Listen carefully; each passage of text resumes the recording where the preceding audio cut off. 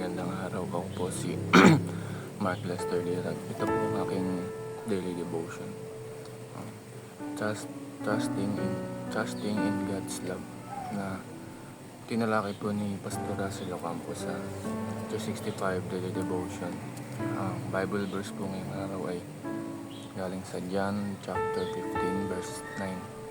Sa tibo dito, "As the Father has loved me, so I have loved you. Now remain in my love." Sabi po dito is, kung gaano kamahal ng Ama ang anak, Diyos anak, ganoon din ang pagmamahal niya. Ganoon din ang pagmamahal ni Hesus Kristo sa atin. Kaya dapat tayo ay manatili sa pagmamahal niya.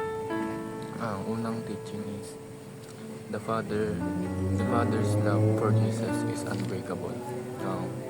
Ang pag-ibig po ng Diyos Ama kay Jesus ay hindi masusukat na napakalalim at infinite love.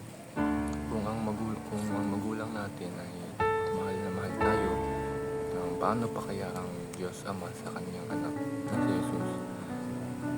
At napakabuti ng Diyos at napaka-perfect nito, kaya ang pag-ibig ng Diyos Ama sa Diyos Anak ay sobrang lalim at sobrang lawak na hindi susukat. Second teaching is, Christ's love for us is also unbreakable.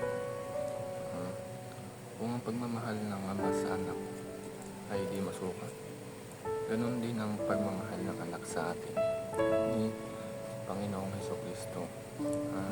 Dahil isipin natin na ba si Jesus sa langit, magkatawang tao, naging vulnerable siya, nagsakripisyo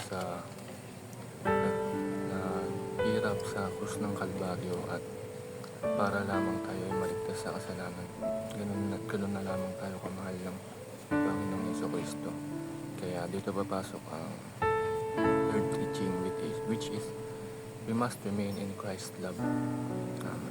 Tayong mga anak niya ay dapat manatili sa pagmamahal ng Diyos, kasi niligtas tayo ni Jesus sa kasalanan. Ganun pa niya tayo kamahal, kaya dapat manatili tayo sa pagmamahal niya. Dapat lang tayo manatili sa lilim ng kanyang pagmamahal. Pag tayo naman ay umalis sa pagmamahal ni Jesus, pwede tayong mapahamak, pwede tayong magawa ng kasalanan na hindi nakakalugod sa Kanya. Kaya kung tayo ay manatili sa pagmamahal ni Jesus, ay tayo ay pagpapalala. Realizations ko po sa devotion is, kailangan na natin magtiwala sa pagmamahal ng Diyos, kasi kailan ay hindi niya tayo papahamak.